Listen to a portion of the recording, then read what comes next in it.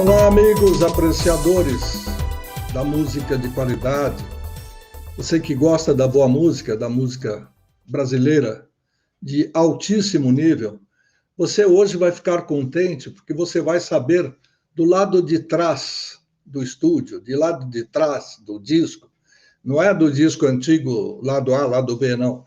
Quem é que está segurando a barra para que aquele som original chegue até os seus ouvidos de maneira perfeita? Quem vai explicar um pouquinho melhor é o criador desta série, nosso querido Manuel Barembem, direto de Jerusalém, para rimar. Alô, Luiz, alô a todos aqueles que gostam, que curtem a música do Brasil. Como o Luiz disse, hoje a gente vai entender uma coisa que muita gente me pergunta, mas como é que funciona a gravação? Como é que é essa história? Como é que era antigamente? Porque hoje são 50 canais, hoje tem o computador, hoje... E como era antigamente? Como se gravava com o som que se gravou nos anos 60, 70, que não tinha toda a tecnologia que a gente tem hoje? Não, isto, para a gente completar, é o seguinte: nós já tivemos aqui no programa maestro, pianista, nós já tivemos compositores, autores, nós já tivemos cantores, cantoras, produtores, pessoal de imprensa. O que falta para a gente falar da discografia, da música, aquela que está no disco? Falta um item que é básico, é o técnico, o engenheiro de som. Sem o engenheiro de som, você pode ter maestro, músicos, cantores, tá? O que você quiser do melhor. Mas se quem está ali atrás, como disse o Luiz, atrás do outro lado do vidro, com a mão nos botões, se ele não souber mexer direitinho aquilo, tudo isso de bom que a gente tem não serve para nada. Para, vamos assim dizer, ilustrar tudo isso que eu falei com a presença e com a verdade de quem conhece bem isso, a gente está trazendo hoje uma pessoa com quem eu trabalhei há alguns anos, que me são muito gratos, um técnico, um engenheiro de som com uma capacidade maravilhosa tecnicamente e com uma coisa muito importante, criatividade. Este engenheiro de som, ele não era só o apertador do botão, ele também era criativo. Ele é criativo, com certeza. João Gunter Kibelski, seja bem-vindo ao nosso bate-papo. Olá, pessoal. Um prazer enorme estar com vocês. Nossa, que saudade, hein?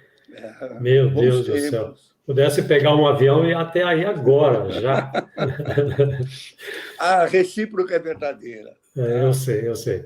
Bom, estou à disposição aqui para falar um pouquinho das coisas que a gente passou e vamos lá, vamos em frente.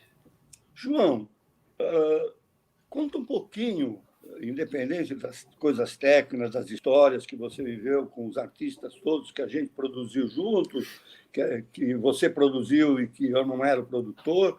Você, nos anos todos que você viveu aí, você deve ter histórias maravilhosas para contar. Mas tem uma coisa que a gente precisa saber: como é que o João Gunter chegou nesta posição? Como é que ele chegou, como é que ele entrou na área técnica, o que chamou a atenção? Então, eu trabalhava em rádio, eu sempre fui radialista. Eu comecei minha carreira radiofônica em Santo André, na rádio ABC, que existe até hoje, por incrível que pareça, ainda existe. E a AM ainda, hein? Então, eu comecei lá muito jovem e aprendi muito com aquele pessoal todo lá da Rádio ABC na época. E lá tinha uma pessoa que foi meu amigo durante tantos e tantos anos. Eu perdi o contato com ele, mas eu vou encontrá-lo ainda. O Adelino, Adelino trabalhava na parte técnica da rádio. O Adelino não é aquele que morou em frente do estúdio do Scatena, na Veridiana. Não. Aquele é uma outra... Avelino, né? Então, o Adelino, ele morava aqui em Santo André e trabalhava na rádio. Só que ele trabalhava também, ao mesmo tempo, no estúdio da RGE, lá na Rua Paula Souza, lá no centro da cidade. E eu sempre buzinando na orelha dele: ô, Adelino, me arruma lá uma vaga para mim e tal. E aí foi passando o tempo e o Adelino, nada, não arrumou nada para mim. Bom, eu, como sempre fui um cara meio persistente, eu cheguei um dia e falei: bom, o Adelino não me arrumou nada, eu vou lá. E fui. Peguei o trem, né, que na época não tinha carro, peguei o trem, parei ali na Estação da Luz e fui, desci a Rua Paula Souza, cheguei lá, bati na porta, deixa eu ver se eu lembro o nome dela, a Aurora, que era secretária do Scatena, me atendeu muito bem, ela é uma pessoa maravilhosa. Não, o que eu posso ajudar? Eu falei: eu vim falar com o Scatena, que eu já sabia, né, eu já tinha as informações todas sobre o Scatena, né. Vim falar com o Scatena. Você marcou hora com ele? Não marquei, não. Aí ele ouviu lá da sala dele e me chamou. Entra aí. Aí eu cheguei e disse: Scatena, é o seguinte, eu vim trabalhar com você. Como assim? Então, eu sou técnico e tal. Aí contei uma história toda lá. Ele chamou o diretor técnico dele e falou: Rangel, Abelardo Rangel. Rangel, ele vai começar segunda-feira com você. Ah, legal. Eu arrumei um emprego assim, num piscar de olhos. Eu fiquei extasiado. E comecei a trabalhar na segunda-feira. Só que eu tive que arranjar um jeito lá na rádio para poder trocar os horários e manipular tudo ali para dar certo, né? E comecei a trabalhar na RGE, que era um sonho, era um negócio assim maluco, né? E eu aprendi muito com aqueles profissionais todos que estavam lá, o Stélio Carlini, o Zé Carlos Leitão, enfim, o pessoal todo lá me ensinou muito, eu devo muito a eles. Eu acho que tudo que eu sei da parte técnica, tudo que eu aprendi com eles. E que depois, com o passar do tempo, a gente foi aprimorando, foi fazendo o meu jeitão de trabalhar, etc., né? Bom, aí chegou uma certa época, eu não vou te dizer exatamente, eu acho que foi em 1967, mais ou menos, o Scatena estava vendendo a gravadora RGE para a Fermata, alguma coisa assim, né? A gente desmontou todo o processo lá, e ele me chamou, a gente tinha uma afinidade muito boa, eu gostava muito dele, eu chamo ele de meu segundo pai. E... olha, vem cá, eu preciso sair contigo, eu vou até a cidade. Falei: pô, vamos fazer o quê? Não, vai comigo. Aí entramos no fusquinha dele e fomos lá na boca dos carros, onde se vendia carro na época ali, né? Ele vendeu o Fusca dele para pagar o salário do pessoal do estúdio. Eu fiquei pasmo, né? Eu falei: meu Deus do céu, Scatena, o que está acontecendo? Ele falou: olha, eu preciso tomar uma posição na minha vida, eu preciso ou desistir ou continuar. E eu resolvi continuar.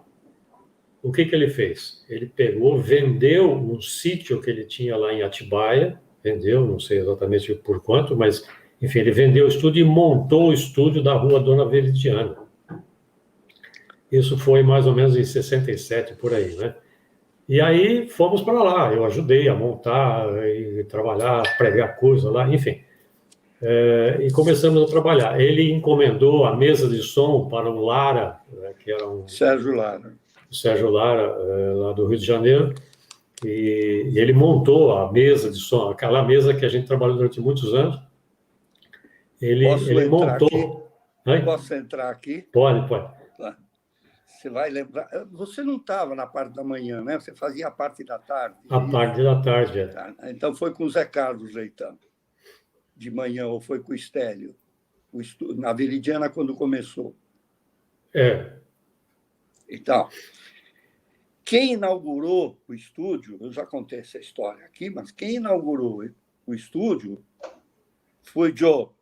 Sabe? Sim, Uma sim. gravação do Caetano Veloso, do Perfeito. Yes, Nós Temos Banana. Exatamente, exatamente. Só que com um detalhe, a gente gravou com a mesa aberta, levantada, com o Estélio e o Avelino embaixo soldando as últimas peças, e eu com 30 músicos dentro do estúdio gravando com o arranjo do Rogério Duprat. A gravação está aí para quem quiser ouvir. Claro. Não deve nada a ninguém. A gente fazia coisas maravilhosas, né? Deixa eu emendar uma coisa do que você falou, já que a gente falou do Scatena. Para mim, Scatena, primeiro, do mesmo jeito que você fala que ele era seu segundo pai, ele foi meu tio Zico. Então, a empatia com o tio Zico era total. Este Fusquinha, em 1962, você vê que é bem antes de você, tá ali, 1962, a gente gravou o LP da Copa do Brasil, bicampeão da Copa do Mundo. Tá? Nós éramos no segundo andar, a Bandeirantes era no terceiro, puxamos cabos do terceiro para o segundo, o Braga Júnior narrou, a gente gravou, e aí eu saí com o Scatena, com as masters, para levar para o Jaguaré, lá para a fábrica da Fusquinha atolamos, porque ia muito, até chegar lá na fábrica e entregar para a fábrica. Então, para você ter uma ideia, quer dizer, o dono da empresa, ele não é. Imagine, ele tem empresa, ele podia designar qualquer um, ó. Você, quando terminar a gravação, você vai para lá. Ele pegou o carro dele, me chamou para a gente ir juntos. Era fantástico.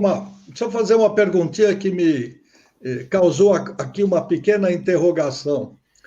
Você saiu de uma mesa determinada ali da Rádio de Santo André e foi para uma mesa de gravação que não era igual, não era a mesma coisa, mas fazia algo parecido.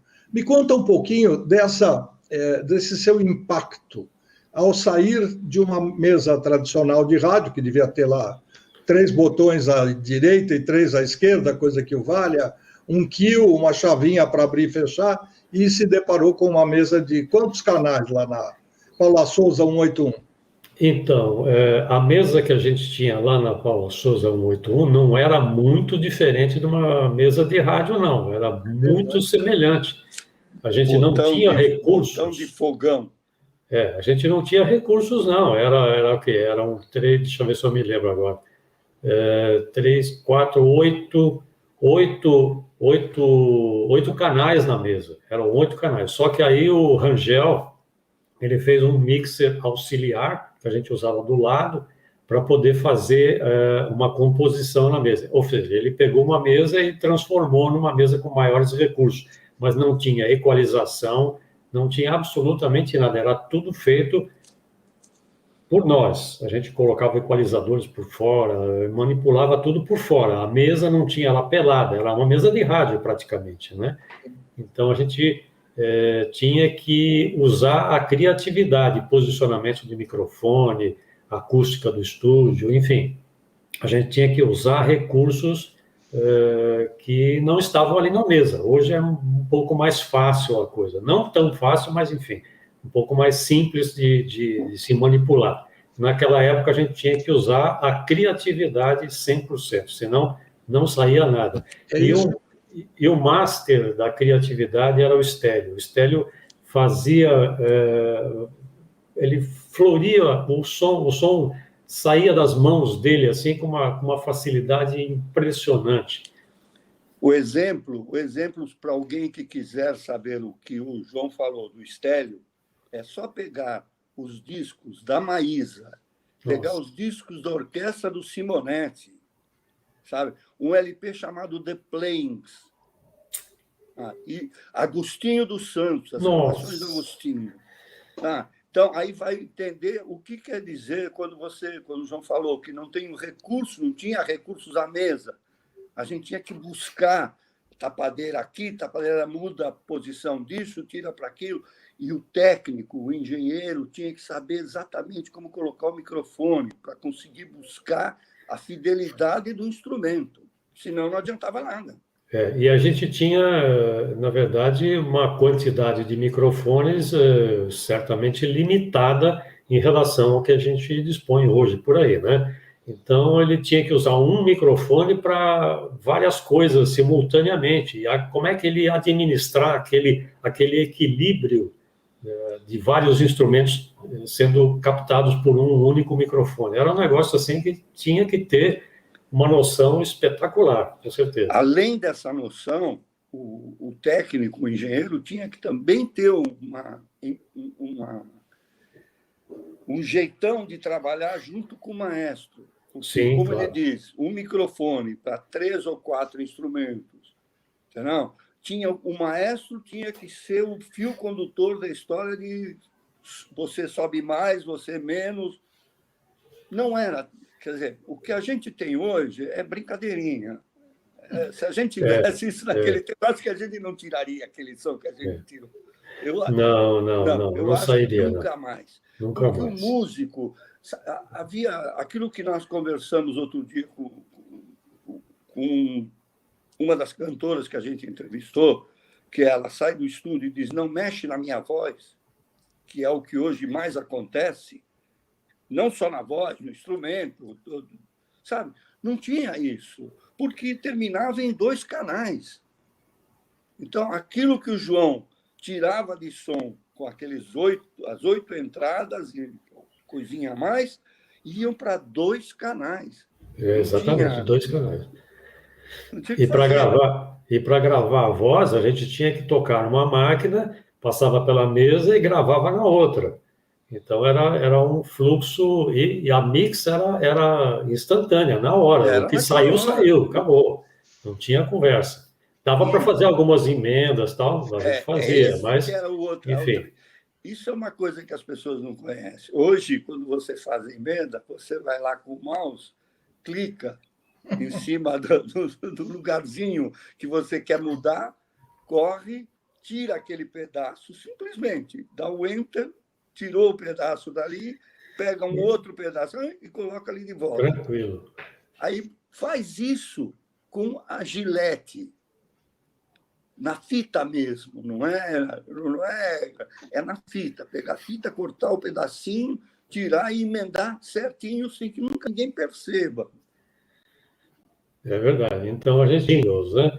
E a gente emendava pedacinhos de fita ali e tal, a gente colava em cima da mesa e tal, e colava um atrás do outro para fazer efeitos, né? Era um negócio, assim, muito legal. E isso transportando hoje para o computador, eu faço isso com uma facilidade, assim, incrível, porque a experiência que a gente teve na época, né? João, Luiz, tem alguma coisa para perguntar? Eu tenho um montão de coisas. Vou até aproveitar que você me deu essa deixa. Por favor. Para os leigos, para quem está nos vendo e ouvindo através dos canais de comunicação, das redes sociais, ou nos ouvindo em podcast, a gente fala em algumas palavras que nós que somos do meio conhecemos bem. Agora, seria bom, já que nós estamos aí com a presença do João, falar um pouquinho o que é o master. O que é a masterização? Ou seja, a matriz, a madre, tem vários nomes e tem etapas. Eu queria que o João contasse um pouquinho sobre isso para que as pessoas entendam como era feito o disco anteriormente, antes do CD, inclusive. Claro.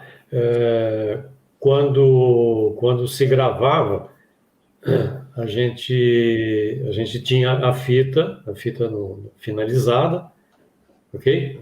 Uhum. E posteriormente a gente editava, colocava o leader tape, né? Que era uma fita branca, né? Isso, a fita branca. Para separar uma coisa de outra. Isso.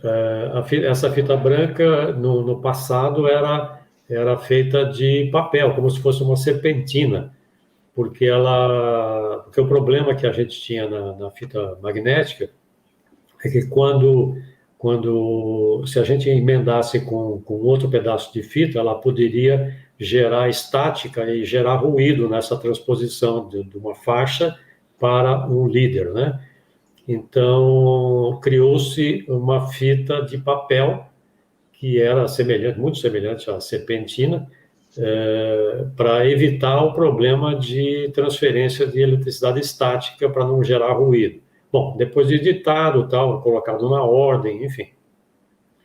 Isso era transportado posteriormente lá para a sala de corte da matriz do acetato, né, da matriz, e ali era o operador de corte, era ele que fazia, entre aspas, a mastering, o pré-mastering, ele fazia ao vivo, ou seja, a faixa que estava um pouquinho mais baixa, ele tinha que subir, a faixa que tinha menor agudo, ele tinha que corrigir, isso tudo ao vivo, direto, sem emenda, né?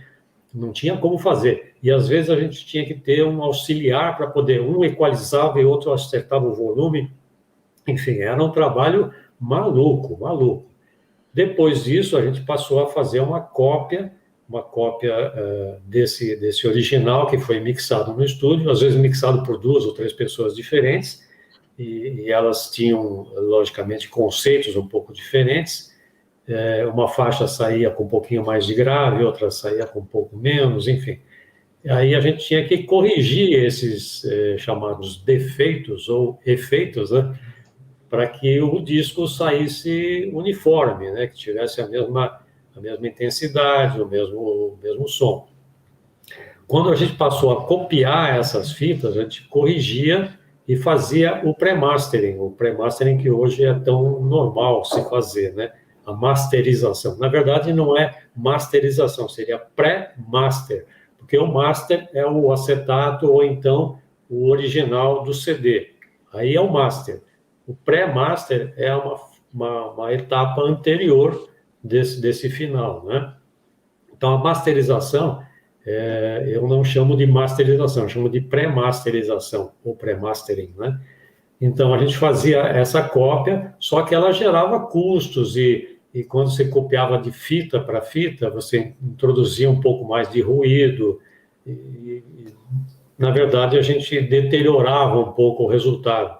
Então, muitos não gostavam de fazer essa cópia para evitar exatamente os transtornos, né? E a gente fazia, às vezes, até com 3 pessoas trabalhando ao mesmo tempo para cortar um lado do disco, do vinil, né? Do que seria o vinil depois. Então, era um trabalho braçal, na verdade. Artesanal, né? Artesanal. Posteriormente, eu sugeri a gente comprar um equalizador, na época, eu não vou me lembrar agora o nome, mas era um equipamento que era um equipamento que gravava, memorizava funções. Era um equalizador que tinha ganho e a gente podia memorizar esses ganhos e essas equalizações. Então, nossa, facilitou violentamente o nosso trabalho. Então, a gente fazia, tocava a música, ajustava, equalizava tal, e memorizava, faixa 1, faixa 2, enfim, tinha uma memória suficiente para fazer vários discos, inclusive, né? Então, isso foi um avanço muito legal. A gente ganhava muito tempo com o uso desse equipamento. E esse equipamento, por incrível que pareça, ele está disponível hoje na única fábrica de discos em São Paulo. Ele está lá. Eu fui, inclusive, lá na fábrica do Michel, e fui ver a fábrica depois que ele concluiu a instalação. Eu cheguei lá, a sala de corte de acetato da época, ela está lá montada. E esse equalizador está lá disponível. Ele não está usando, mas está lá no rack, né? Eu falei, meu Deus do céu, que beleza, né? Eu até fotografei para relembrar. Então, era um trabalho realmente braçal, como eu disse, né? Era muito legal fazer isso. João, deixa eu te perguntar. Essa fase toda, até a gente chegar na Dona Viridiana, falando da gente, pela nossa convivência aí de época, tá? Obviamente que outros lugares têm alguma coisa diferente da nossa, mas, basicamente, todo mundo entrou para os 4 canais quase que ao mesmo tempo. certo? As diferenças foram meses, um ano ou 2 anos depois, mas, de repente, estava todo mundo com 4 canais. Quando a gente entrou na Veridiana, e essa história de sair de 2 canais e passar para 4, onde você tinha os canais ou as pistas separadas, entendeu? Como isso foi para você como técnico? Eu sei como foi para mim como produtor. Eu queria ver do teu lado, como isto ajudou você, ou criou você, o que te deu de avanço? Então, foi uma. Deixa eu fazer até um parênteses aqui. Na CBS do Rio de Janeiro, o estúdio trabalhava também com 2 canais, etc. E eles compraram uma máquina com 3 canais. É uma máquina Ampex, 3 canais. Na época, eu falei, mas 3 canais? Sim, a gente gravava a base, com a parte orquestral, e depois o terceiro canal era a voz. E o Roberto Carlos gravou muitas vezes com essa máquina de 3 canais na época. Bom, enfim. Aí o estúdio da Veridiana inaugurou com 4 canais e foi um aprendizado muito, muito, muito difícil, porque a gente tinha que reformular tudo. Não era mais o mesmo conceito, né? A gente não tinha canais suficientes para gravar tudo separado. Na verdade, a gente tinha que gravar praticamente igual ao que a gente fazia antes, em 2 canais, e reservar os outros 2 canais ou para um solo, ou então para o outro para a voz. Gravava-se bastante na época também em outro idioma e tal. Então você tinha a gravação da base com a orquestra, tudo, a voz original e uma voz em outro idioma. Isso, mas a gente teve que aprender muito, a gente não conseguiu resolver todos os problemas que a gente precisava resolver na época, com 4 canais, era muito pouco, né? A gente fazia cópia de 4x4, da mesma forma que a gente fazia de 2 canais. Era uma fase de transição, a gente demorou um tempo para conseguir assimilar esse novo formato. Realmente não foi muito fácil, não. Eu sei disso porque, do meu lado, eu tive que também, como produtor, reestruturar a maneira de fazer. O arranjo que estava programado, a gente já tinha que dividir de uma maneira que, se eu precisasse usar um canal a mais, deixar ele livre. Então, já tinha esse conceito. Não sei se você vai lembrar do disco do Momento 4, que a gente brincou de, com 2 canais, ficar fazendo voz sobre voz, sobre vozes, sobre vozes. Então. Depois nós chegamos a uma coisa de 16 vozes numa das gravações. Então, fazia o ping-pong, né? Um em cima do outro. O ping-pong é de 2, guardando 2, toda a orquestra em 2 canais, como a gente fazia quando era estéreo, e, a partir dali, entendeu? Os outros 2 canais começam a gravar a voz. Então, grava uma voz, aí vai gravar a segunda, copiava, soma com a primeira, volta, apaga e vai. Volta, deu uma pista livre e vai indo assim, até completar. Era uma loucura. Mas isso, João, eu acho que nós aprendemos muito com isso. A gente aprendeu a trabalhar de uma maneira que você tinha que buscar solução. Não era uma coisa que você vai lá e resolve. Não resolve. Você tinha que procurar soluções. Você tinha que parar para pensar. Da mesma maneira que a gente ia para 2 canais e não tinha como fazer uma... A gente fazia, mas a gente sempre estava correndo o risco de fazer uma cópia a mais, puxar ruído da primeira para a segunda. A gente sabe que não era tão simples. Eu sempre dou exemplo do Domingo no Parque. Mesmo o que a gente conseguiu de som no Domingo no Parque... Nossa, fantástico, fantástico. Em que a gente gravou a orquestra, depois gravou o Dirceu tocando berimbau junto com o Serginho dos Mutantes tocando a guitarra e o Arnaldo tocando baixo. E depois gravamos as vozes.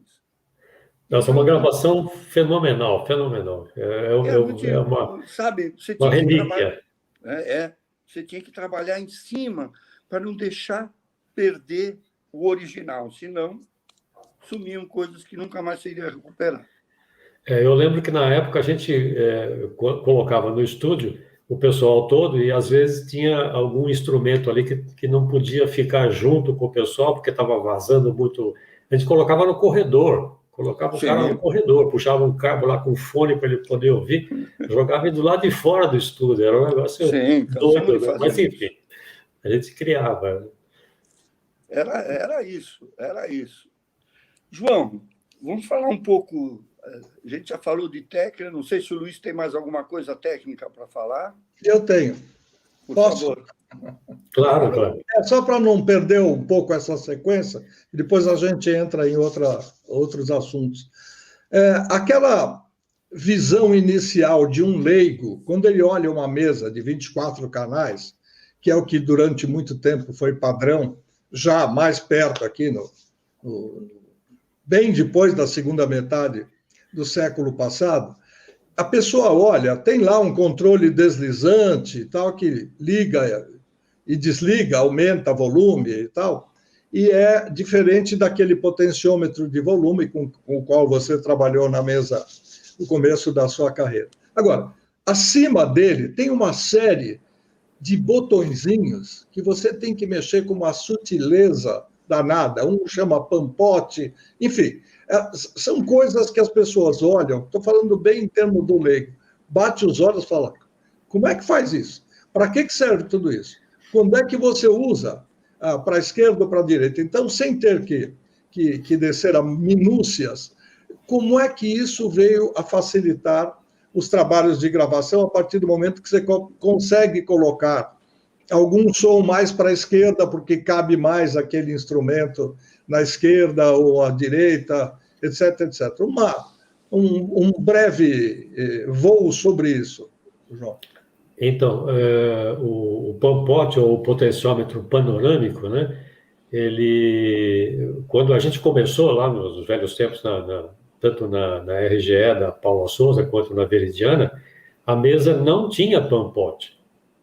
Não tinha, simplesmente não tinha. Então, você ou colocava na direita, na esquerda, ou no centro, ou seja, nos dois canais simultaneamente.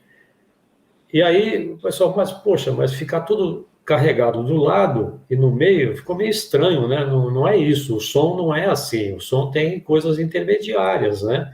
Sim. E a gente tinha que criar o potenciômetro panorâmico usando dois faders, né? Dois controles com o mesmo som, e a gente manipulava um mais alto do que o outro para poder jogar um pouco mais para a direita ou um pouco mais para a esquerda. Então, a gente criava em cima da mesa que não tinha pampote, o pampote fictício aí no caso, né? Então, depois as mesas começaram a serem disponibilizadas já com recursos, etc. E esse recurso, o pampote, ele é utilizado na mix final, né? Durante a gravação, etc. Não se usa isso. Ele vai direto para o canal e pronto.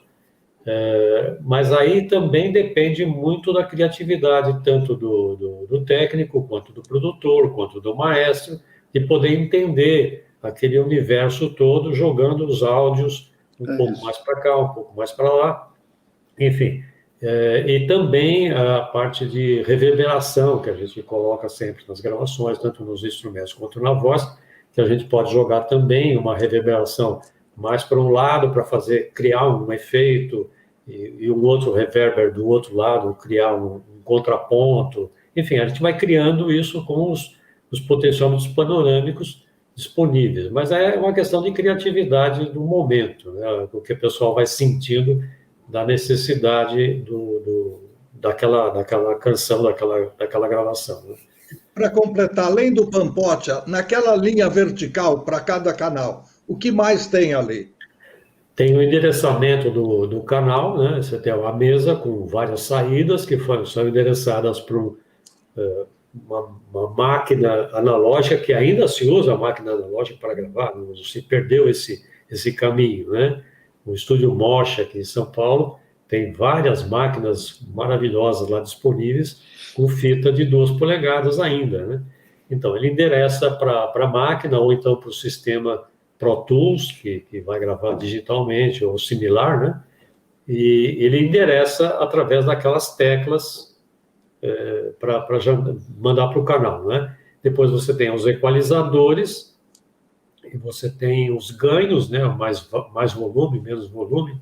Enfim, são todos os canais são, digamos, iguais, né? Você olhando, ela está cheia de botãozinho, mas se pegar uma fileira, você entendeu a primeira fileira, entendeu todo o resto. E depois você tem a seção final, que é onde você comuta alguns efeitos e as entradas de efeitos, enfim. Então, a mesa, basicamente, ela é um canal igual dos outros. Não tem muita diferença. Explicação didática, e eu já aprendi um pouco mais do que já sabia a respeito desse material. Vamos lá. João, só para terminar esse papo sobre a Pampote, né? É só a gente pegar o disco dos Beatles. Os Beatles, se você ouvir estéreo, você vai ouvir de um lado, e no centro de um lado, toda a orquestra. Do lado direito, vamos assim dizer, só as vozes dos Beatles. Quer dizer, se você fechar o lado esquerdo, você só ouve as vozes. Isso não é muito... É maneiras de fazer. Quando você ouve mono, e aí é que entra todo o processo. Quando você ouve mono, você ouve, ou quando você ouve estéreo tudo, você ouve perfeito. Exato. É uma questão de criatividade de momento. Exato, né? É isso.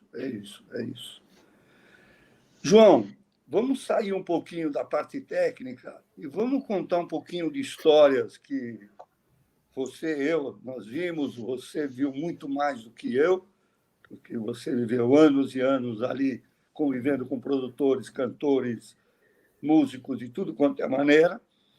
Tá. A gente tem uma história juntos que eu não deixo de contar, que eu acho que foi muito legal, e o João é minha testemunha de que foi assim. Tá? Eu tinha assinado com o Tim Maia para gravar, lembra? Eita! Eu tinha assinado com o Tim e tinha sido combinado com o Roberto e com o Erasmo que eles iriam para o estúdio para gravar, porque eu não tinha condições de tempo físico para fazer isso. Só que o que acabou acontecendo é que os dois se mandaram para o Japão para fazer aquele filme, acho que Diamante Cor-de-Rosa, uma coisa assim. E o Tim Maia ficou no corredor. E eu tive que, uma hora, assim, vamos gravar. Vamos gravar. Assumi a gravação, que me orgulho muito, que é o Primavera. Nossa, que coisa... Eu tenho isso no meu coração, cara. Quando eu ouço, eu falo, meu Deus, eu gravei isso. Ixi, Maria. Só que aí nós tivemos uma história com o lado B. Quando a gente combinou a gravação com o Tim queria que se usasse a queixada de burro. A queixada de burro é uma queixada mesmo de burro, que o Trio Maraiá usou com o Jair Rodrigues no Disparada, e que aquilo tem a queixada, o queixo do burro, que tem uma mola dentro e onde você bate, ela ressoa, ela faz um som. E o Tim queria pôr esse som na grama. Falei, tudo bem. Para mim, tudo bem, bom. Trio Maraiá, só ligar e pedir, tudo bem. Mas quando eu lembrei do problema que tinha, eu nem lembrei da queixada. Quando eu lembrei, eu liguei para o Hilton, do Trio Maraiá, e falei assim, Hilton, preciso da queixada. Mas eu sinto muito. Nós não emprestamos mais, não alugamos mais, não vendemos nada, só usamos para o nosso som. Falei, bom, tudo bem, na minha cabeça, tudo bem, estou com 4 canais, a gente grava nos 3 e depois põe algum efeito em cima. Fui falar para o Tim, gravamos o Primavera, quando eu fui falar para o Tim, Tim, tem só esse problema nessa outra música, que é o lado B. Não tem a queixada. Então, a gente não tem... não, mas sem a queixada não grava. Tim, sem a queixada, vamos gravar, nós estamos aqui, já fizemos Primavera, tem 30 músicos aí dentro, a gente tem que gravar. Não vou gravar, não quero gravar, não sei. Um falou, eu não gravo. Falei, se você não grava, muito simples. O teu contrato está na minha gaveta, que ia junto com a fita da tua gravação para o Rio, eu rasgo o contrato, você liga para o Roberto Erasmo e depois vem discutir. Comigo, não. O João é testemunha. O Tim voou para cima de mim. E eu, magrinho, se não é o João e o Arnaldo Sacomani, eu não estava aqui conversando com vocês. João? Então, a minha amizade com o Tim começou bastante antes, né? Quando o Tim participava, na época, ele tinha, parece que, retornado dos Estados Unidos, alguma coisa assim, e ele começou a participar de gravações para outros cantores, fazendo back vocal, fazendo algumas coisas para o Antônio Marcos, ele fez muita coisa também. Enfim, a nossa amizade, porque eu sempre me dei muito bem com ele, as pessoas reclamavam muito do Tim, então eu nunca tive o menor problema com o Tim, sempre nos demos maravilhosamente bem. Então, eu só tenho boas lembranças dele, né? Mas, enfim. Eu também, eu só tive esse pequeno... Só teve aquele probleminha, né? Mas foi de momento, eu acho que ele ficou nervoso. Sim, não, depois a gente se encontrou, de um tempo depois, eu não vou me alongar, porque senão a história é longa, mas eu diria para você que se eu não tivesse feito o que eu fiz, ou seja, segurar o disco do Tim, que ele queria que a Primavera saísse na primavera. E aí eu falei, não, porque vai bater com todos os outros que estão saindo junto de final de ano. Não. E aí a bronca que ele tomou, porque até o final, 4 meses antes dele falecer, eu estive com ele e falei assim, você lançou a Primavera no verão.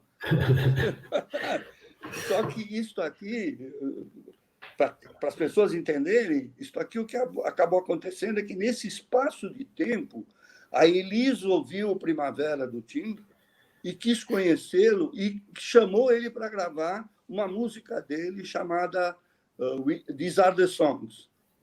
Ela cantando em português, ele cantando em inglês.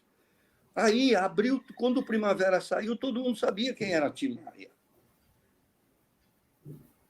E ele nunca contou que este movimento é que foi o grande trampolim para ele. Deixa eu só colocar um pequeno detalhe. O Tim, ele adorava e sempre fez, né? Gravação sobre ele mesmo. Ele gravava 2 vezes a voz. Ele não gostava de ouvir a voz dele simples, né? Ele sempre queria gravar 2 vezes. Isso em 4 canais era um terror, né? Porque a gente tinha... Como é que eu vou fazer agora, gravar de novo a voz do Tim? Aí tinha que copiar, fazer aquelas transposições todas. Mas a gente fazia, tudo bem. Tanto é que você pode ouvir a voz do Tim Maia, nunca é ele sozinho, é ele mais ele, né? Cantando 2 vezes. Ele dizia que a afinação ficava mais perfeita quando ele gravava 2 vezes. Se uma das vozes dava uma pequena semitonada, a outra corrigia. Então ele tinha uma característica bem legal. Sim. Eu gostava do resultado final. João, eu contei do Tim. Conta alguma história. Quer dizer, nós tivemos, entre nós, né, nós tivemos Mutantes, nós tivemos Caetano, nós tivemos Tropicália. Entendeu? Alguma coisa que você lembra que eu já não contei, tá? Senão eu vou me repetir.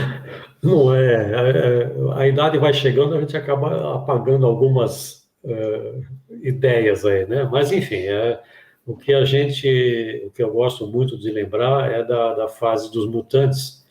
Os Mutantes, a gente entrava no estúdio e criava tudo. Lógico, o Arnaldo, o Serginho, a Rita, enfim, chegavam já com uma pré-ideia pronta, mas a finalização a gente fazia dentro do estúdio. Sentava todo mundo ali num papo, vamos gravar. Várias vezes ele entrava no estúdio, vamos embora. Hoje não saiu nada, vamos embora. Fechava o estúdio e ia embora, porque não criou-se nada naquele momento, né? E a gente fazia muita coisa bonita dentro do estúdio, criando ao vivo, dentro do estúdio, nada pré-preparado, né? Era muito legal, foi uma fase espetacular. Para mim, pelo menos, foi muito legal. Então, deixa eu emendar para você, nós fizemos uma entrevista com o Sérgio Dias, dos Mutantes, né? Nós fizemos uma entrevista com ele, e ele fez questão de nominar você, nominar o Stélio e o Zé Carlos, dizendo que agradecia muito tudo que vocês fizeram para eles. Isso eu quero transmitir ao vivo para você, porque ele falou isso no programa. Tá? Então, depois que eu saí do estúdio, né, depois eu teria que contar um pouquinho antes disso, depois que, que a gente passou vários anos, em 1970, o Scatena vendeu o estúdio para a RCA. A RCA era cliente dele, acabou vendendo o Veridiana para a RCA. Muito bem. E aí a gente teve uma outra fase, uma outra história realmente, né? E depois que eu saí da RCA, eu trabalhei durante muitos anos para o Teatro do SESI, aqui em São Paulo, na Paulista, fiquei comandando o áudio lá do SESI. E um dos dias, a gente fazia shows lá também, né? E um dos dias teve o show do Serginho. E aí eu cheguei no Serginho, claro, matei a saudade e tal, e eu perguntei para ele, Serginho, você lembra o dia que você falou um palavrão, depois, não sei se eu vou poder repetir o palavrão, mas enfim, numa das faixas dos Mutantes, ele falou, antes de começar a faixa, ele falou uma besteira lá, e eu não cortei na edição do disco. Eu deixei mas é muito sutil, é bem baixinho, tá? Essa faixa contém esse pequeno detalhe e ele foi para o disco, porque é tão rápido que o pessoal do corte da matriz nem se tocou, nem perceberam, né? E foi embora. Eu tenho esse disco até hoje, e as reedições desses discos em CD, etc., não tem, porque o pessoal pegou no início da música, né? Pau, cortou ali. Então é uma raridade que eu mantenho comigo até hoje. Eu perguntei para o Serginho, você lembra daquela tal? Eu falei, não. Eu falei, Serginho, nem você ouviu, meu? Pô, é isso. Então nem ele sabia. Mas, João, essas coisas desse jeito aqui, quer dizer, coisas que aconteciam, né? E aí você vai lembrar também do disco da Bahia que tem aquela introdução do Irene, do Caetano, que ela para, o Gil fala que me esqueci, sabe? Não entrei, me esqueci, e aí recomeça tudo de novo. E a gente teve, sabe? Ninguém planejou isso, foi a única faixa, João, que nós não editamos antes de gravar orquestra. Foi a única que a gente não editou e tirou a parte. Então, tinha que acontecer assim. Então, ela entrava e à medida que ia gravando e parava, ia completando tudo, até o Lenny Gordy brincar com a guitarra dele. Aí eu virei e falei, não tira isso. Não mexe, assim. não mexe. Não mexe. É assim. E aí o Caetano concordou plenamente. Gostou, né? Então, o que a gente sentia na hora, a gente percebia na hora essas coisas, né? Você fala, não pode mexer, deixa assim mesmo, deixa assim mesmo. E assim foi, e vai embora. E a gente fazia muita coisa também com o Rogério Duprat. O Rogério era um criador excepcional. Aliás, ele não tinha exatamente a mesma idade que eu, mas a gente nasceu no mesmo dia, no dia 7 de fevereiro. Ele fazia aniversário no mesmo dia que eu. Então, era aquariano como eu, né? Então, a gente se dava muito bem, maravilhosamente. A gente criava dentro do estúdio coisas assim fenomenais, muito legal. Eu acho que aquilo que eu falei no início, de não adianta ter músico, se não tiver esta pessoa. Então, o que tem é o conceito do geral, do grupo. Quer dizer, a formação de um grupo, como a gente acabou formando, tá? De maestro, músicos, autores, compositores, tá? Todos esses, incluindo o técnico, eu incluo o produtor nessa hora também, sabe? De assistente, de gente, sabe? Senão não sairia nada. Saiu exatamente porque era um grupo pensante e focado numa coisa só. É verdade. Fazer o melhor. E a gente conseguia fazer coisa boa, hein? Não é? João, nós estamos falando disso, isso outro dia falei também. Nós estamos falando disso há 50 e poucos anos. Quando a gente lembra o Tropicália, a gente está falando de um produto que saiu há 53 anos atrás. E aí, quando você fala do processo de gravação, se a gente for olhar tudo que a gente fez, sabe?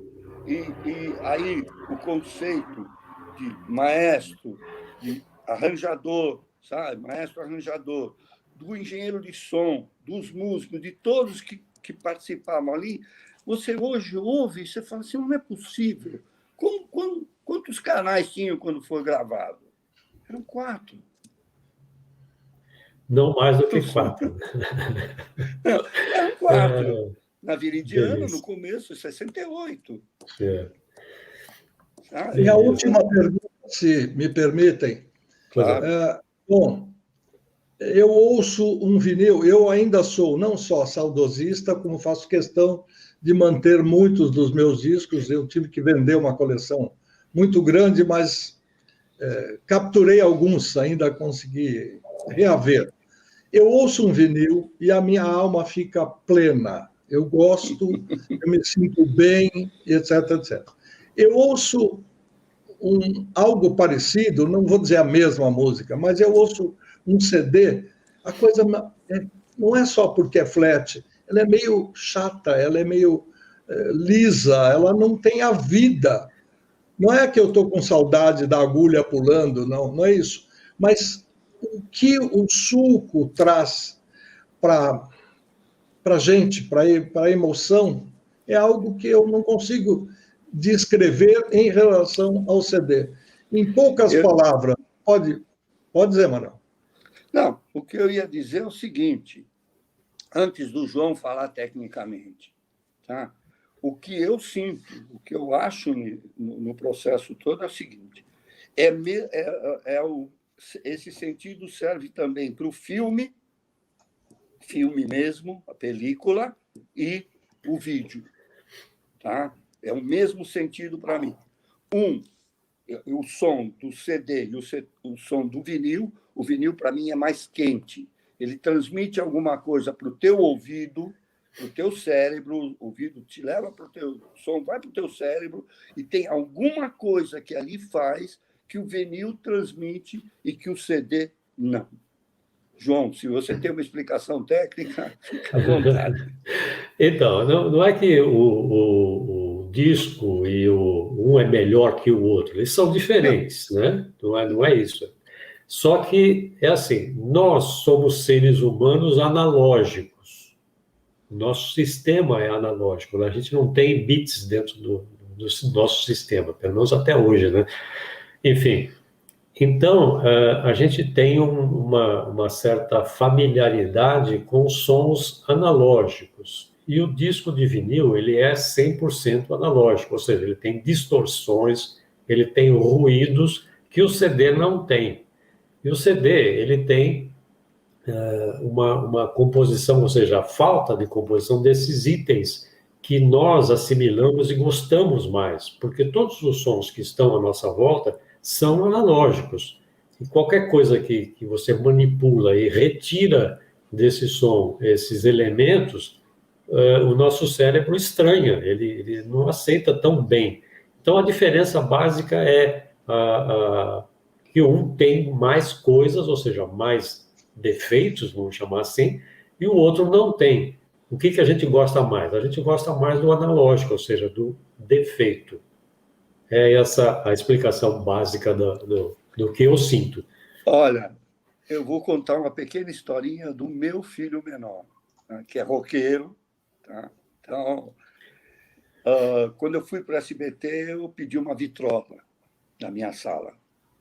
E levei uns discos comigo. Um dia ele foi comigo para lá e ele viu um disco da Som Livre, se não me engano, que é uma montagem que tem meu Deus do céu, Hotel California. Tá? E aí ele pôs o disco para ouvir. Ele começou a ouvir, falou, mas isso não é uma gravação que eu conheço do CD. Tá? Porque o som é uma coisa que, como o João falou, a gente tem dentro do nosso cérebro. O nosso cérebro manipula lá de alguma maneira para ir buscar. Quer dizer, ele gosta mais, o nosso cérebro gosta mais daquilo que era, não antigo, mas daquilo que tem todo esse conteúdo que o CD é original, né? É o som real, é o som original. Tanto hoje, o João sabe, hoje se procura... O primeiro disco que eu me lembro que se falou que fez assim, foi feito assim, foi o da Norah Jones. O disco dela que estourou no mundo inteiro, foi gravado em 48 canais, gravado com 2 polegadas e mixado em digital. Ou seja, a sonoridade toda que ela veio cheio para o digital. Hoje em dia ainda se faz esse tipo de transposição. Grava-se em analógico, em fita magnética, a parte de bateria, que é um instrumento que tem uma composição enorme de sons, né? Dos pratos e das caixas, enfim. Um som muito complexo, né? Se você grava digitalmente isso, a bateria fica com um som estranho, não é... Ela está tocando, mas não é aquilo que você quer, não é a bateria analógica, né? Então, você grava isso em fita magnética e depois transporta para um sistema digital qualquer, e aí depois você continua a gravação, mas a essência ficou lá, apesar de ela sofrer também uma certa modificação nessa transposição, mas ela não é uma transposição 100%, ela fica lá com uma qualidade analógica ainda presente. Então é isso, é uma questão de gostar um pouco mais de um ou de outro, mas não são ruins, são diferentes, né? Na realidade, o importante é gostar da música. Isso é o mais importante, não é? Isso é o mais importante. Gostou da música? Pegou a primavera do Cassiano com Tim Maia, aí já... O resto é detalhe, né? João, a gente está chegando praticamente ao final desse nosso bate-papo. Que pena, agradecer. A gente gostaria de te agradecer muito, porque o que você trouxe, junto com outros que já estiveram aqui, entre eles um que você conhece, o Hélio Eduardo Costa Manos, que esteve aqui, a gente esteve conversando também sobre gravação, sobre isso. Então, juntando, para quem segue os nossos programas, ele vai ter um mundo para poder avaliar entre tudo aquilo que nós falamos com o Hélio, né, e tudo aquilo que nós falamos com você hoje. Se ele juntar tudo isso aqui, ele tem uma visão excepcional do que é o disco no Brasil. Muito obrigado, João. Imagina, é um prazer. Estarei sempre à disposição, por favor. Obrigado. Tudo de bom. João, vai anotando aí no seu caderninho os discos dos quais você participou, porque em breve nós vamos voltar a conversar e com certeza nós vamos querer saber detalhes desses grandes produtos dos quais para os quais você ajudou a dar a sua contribuição e fazer sucesso também. Obrigado pela participação de hoje. Obrigado, forte abraço. Agradeço. Um abraço. Pois é, doutor Manuel. Sempre aquela horinha triste, porque a gente quer conversar mais, quer saber mais, quer perguntar mais, mas não dá. Mas a gente volta. A gente volta. Semana que vem. Luiz, um grande abraço para você, um grande abraço para todos aqueles que acompanharam a gente nesta hora deste bate-papo, daqueles que gostam da música do Brasil, hoje tiveram uma visão do que acontece atrás ou do outro lado do disco, que não é o lado B, mas é o outro lado. Né? Um grande abraço a todos e nos veremos na próxima semana, se Deus quiser. Até lá, então. Isso. Só aquelas 2 palavras que nós usamos sempre para dizer a você o que nós sentimos no final desse programa.